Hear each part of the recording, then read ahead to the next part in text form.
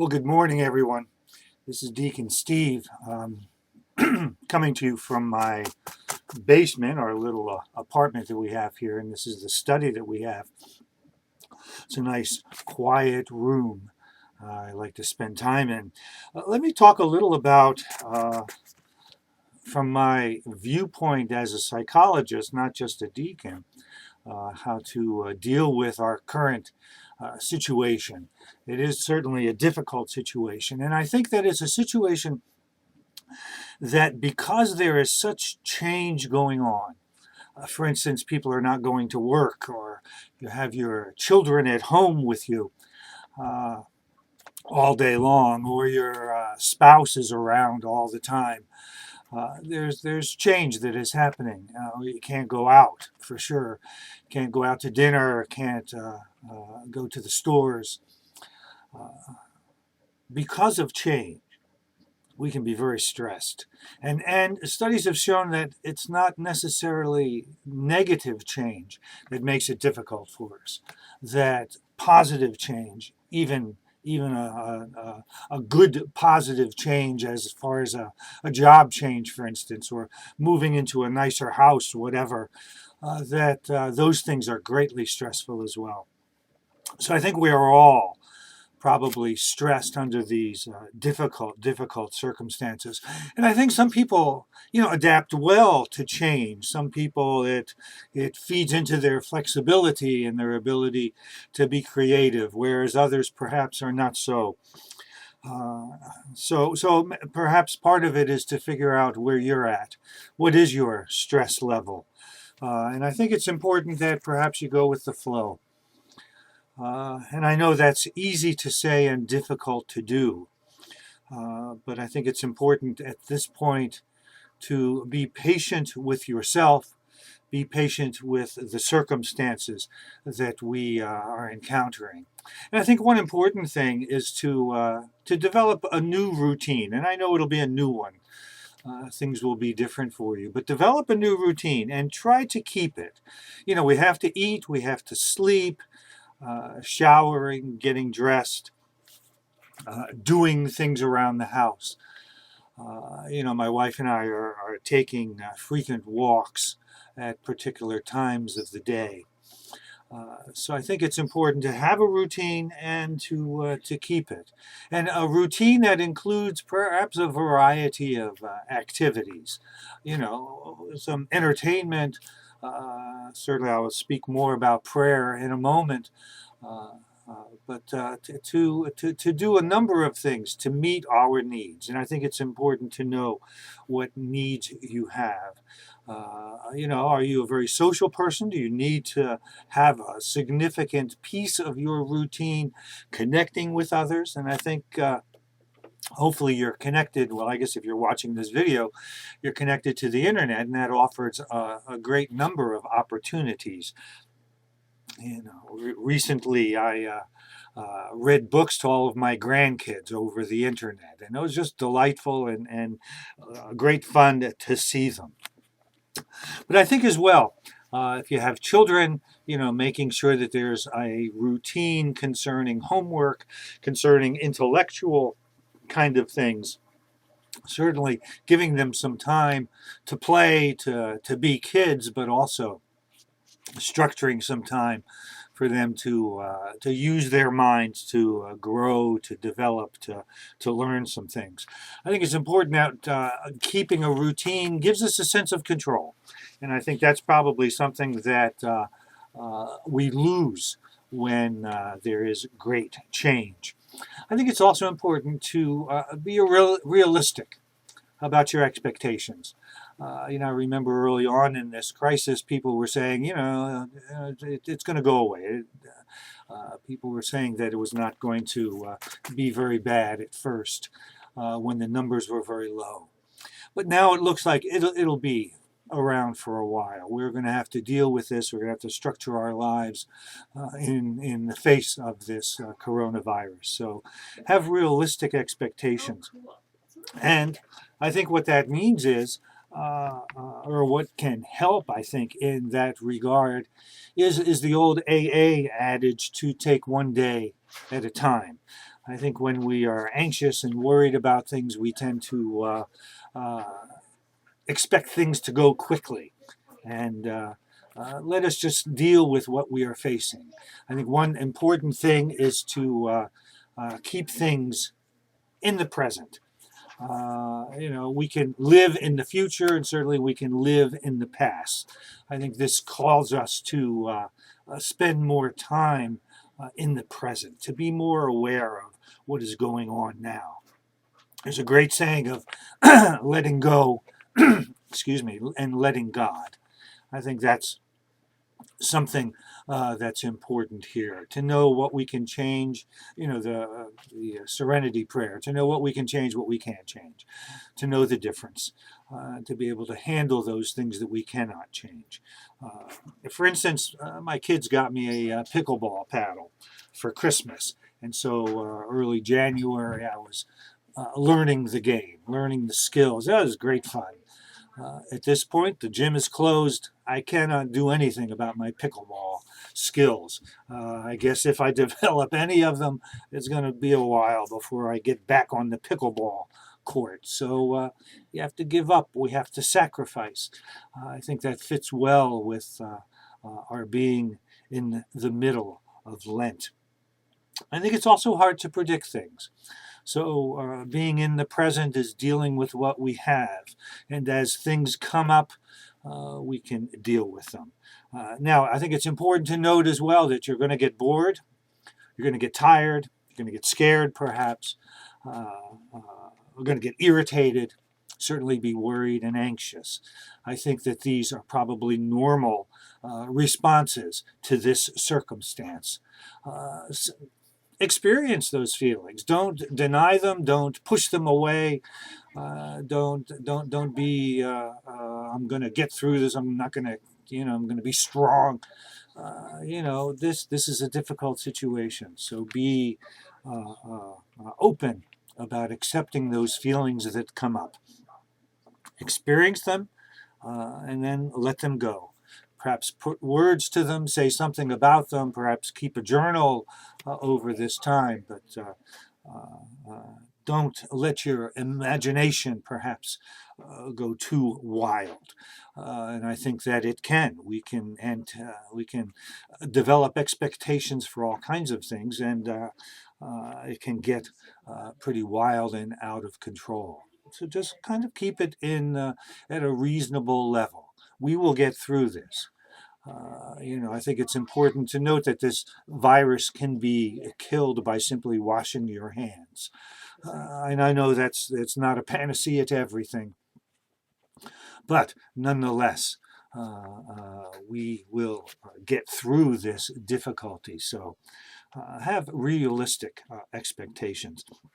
And I think as well, in being realistic, I'm trying to keep informed about what is going on, what is happening in the world around us.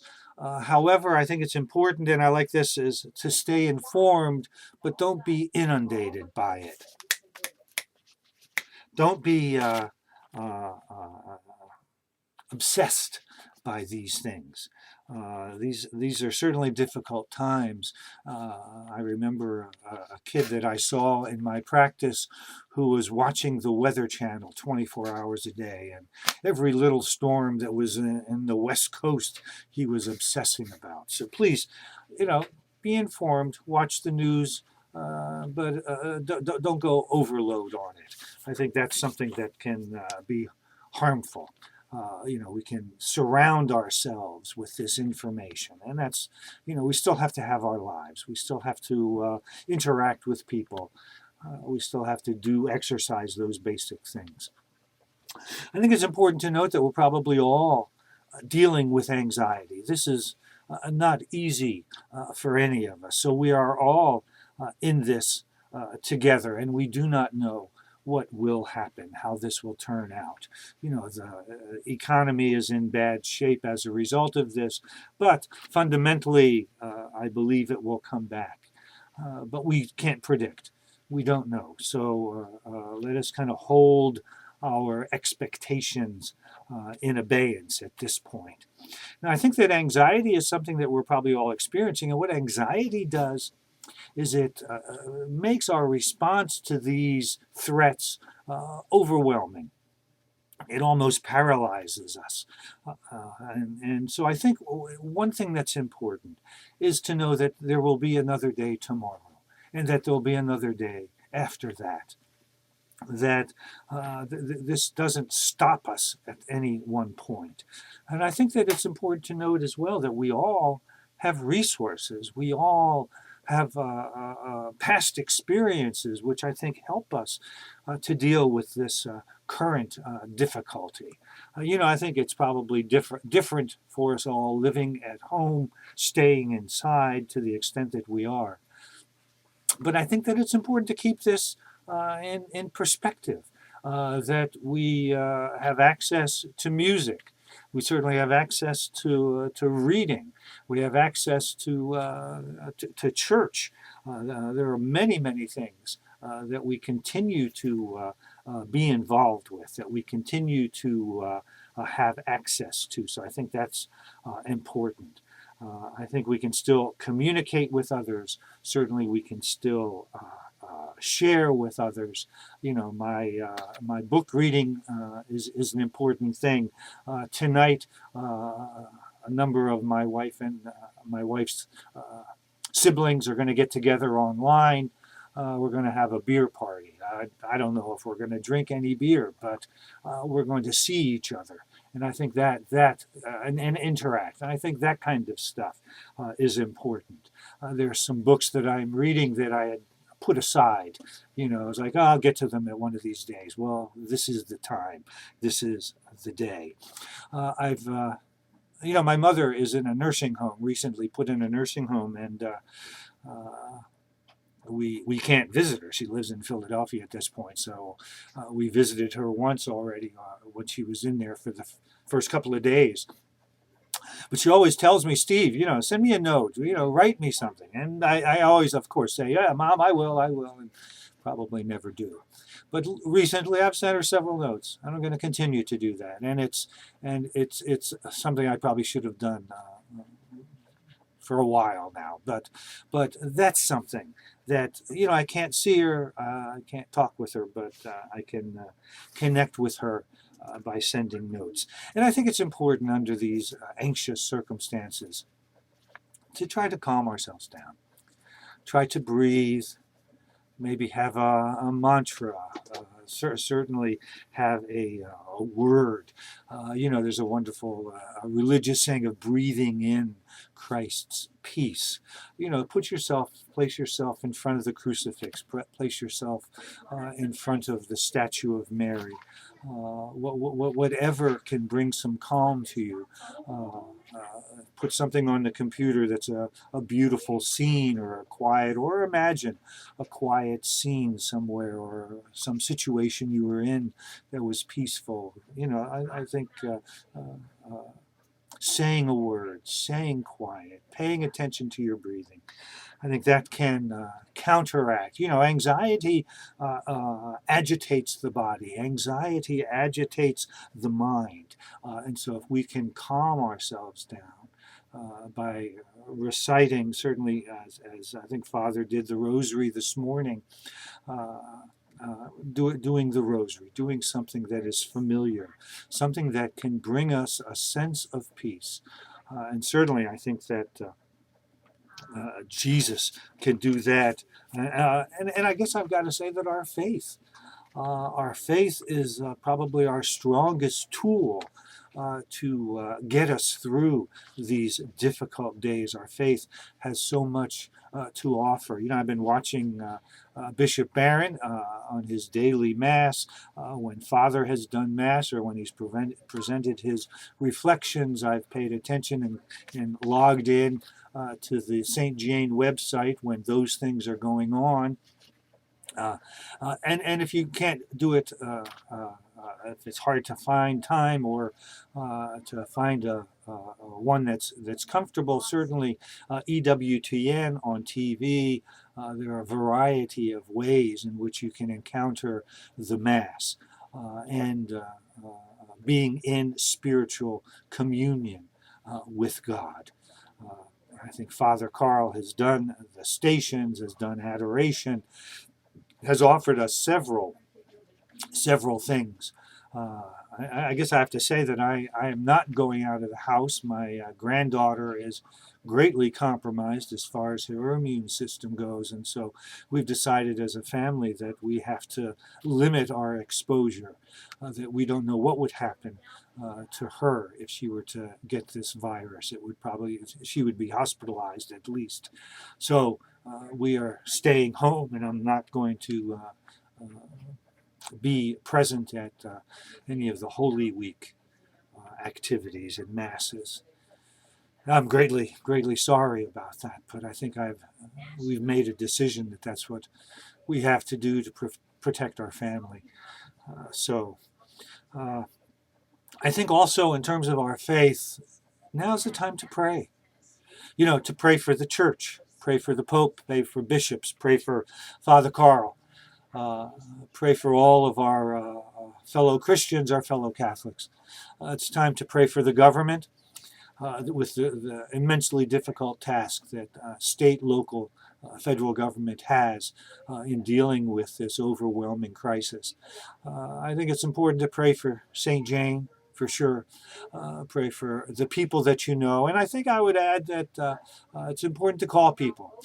We began what's called a share care ministry, and a number of us, about 20 people, called all those people on the parish rolls who are over 70. Hopefully you received a call. If you're on the list, everyone gave a call and left a message. So I think we're trying to connect. We're trying to do that, and I urge you to do that as well. So develop a prayer routine. Spend some time in the morning. Spend some time in the evening.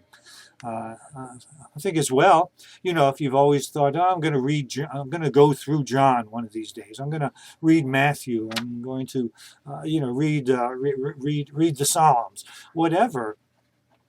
There are many Bible studies online. So now is the time, especially with, with Holy Week coming up.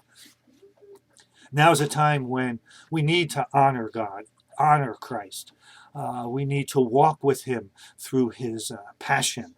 We need to experience Good Friday fully in our own suffering and difficulty. I think it will be a little easier to connect with the pain and suffering of Christ. And as well, I think we need to glory in Easter Sunday.